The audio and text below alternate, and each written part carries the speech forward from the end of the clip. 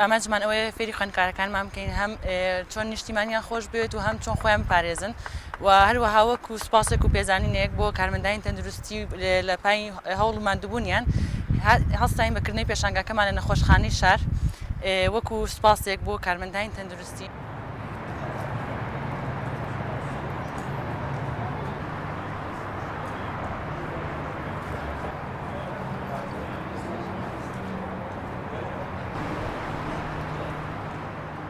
هەستاین بەکردنەوەی ئەم پێشانگایە بۆ وەکو سوپاسێک بۆ کارمەندانی تەندروستی و بۆ بەرزڕاگرتنی ئاڵای کوردستان ئەمانەی ئەو پامە بگەێنین بە خەڵکی کوردستان کە خۆیان و خاکەکان بپارێزن.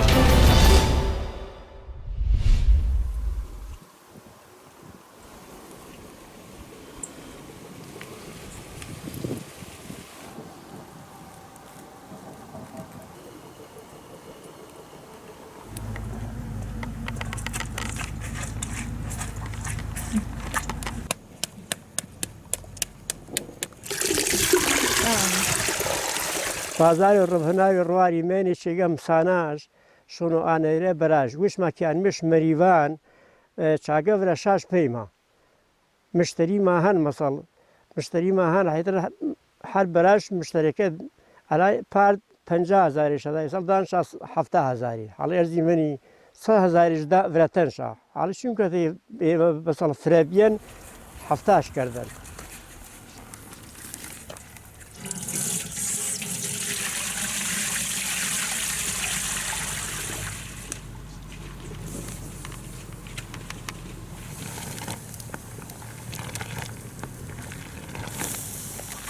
هەنارەکە زلەزلەکە جێکەریوە و نەکا ئەرەکوای جیاکەریوە و شنوانێرە کوی شارە و ئاوەختە میشم ڕۆب هەنارەکەی پۆختە تەمیز بازیرەیە هەر سۆحێ بنیای سەر حەتا وێرەگە جاگریوە.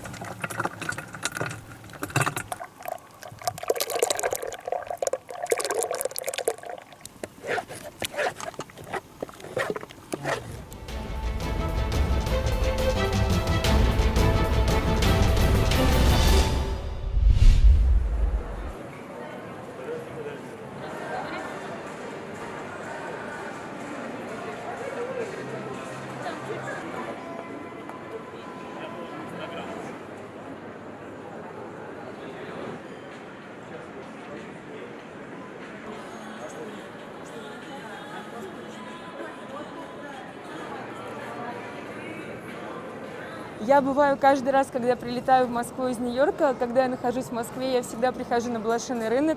Он, как правило, проходит на Тишинке, там каждый сезон. Вот мой сегодняшний улов. Купила себе на елку елочные игрушки винтажные и купила серебряную посуду.